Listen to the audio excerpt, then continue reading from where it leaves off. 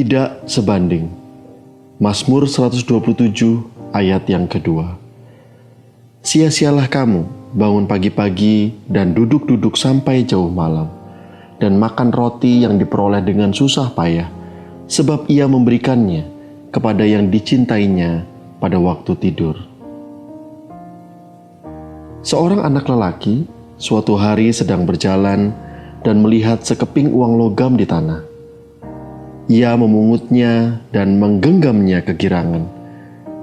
Ia mendapatkan uang tanpa bersusah payah.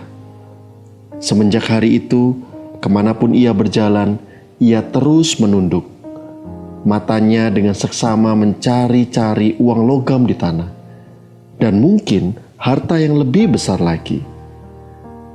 Sekian lama, jelas ia menemukan uang lebih banyak.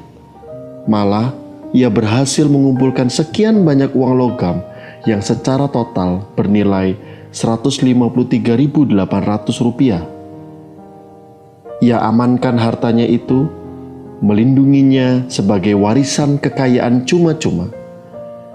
Ia senang uangnya diperoleh tanpa bersusah payah.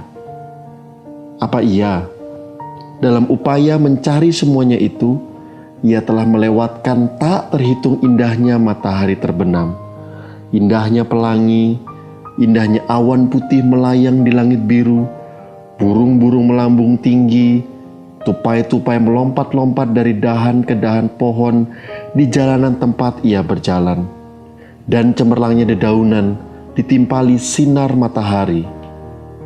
Uang yang telah ia peroleh jelas tidak sebanding dengan apa yang telah dilewatkannya.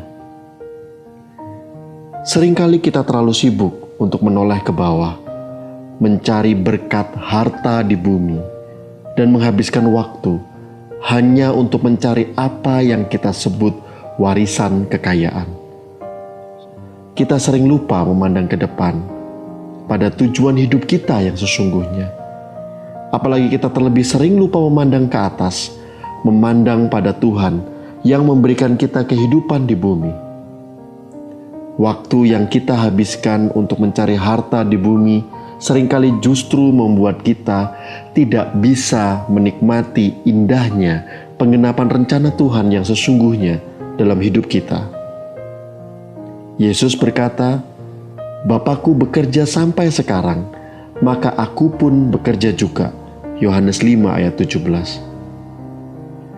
Kita bisa melihat bahwa bukan hanya kita, tetapi Tuhan pun terus bekerja.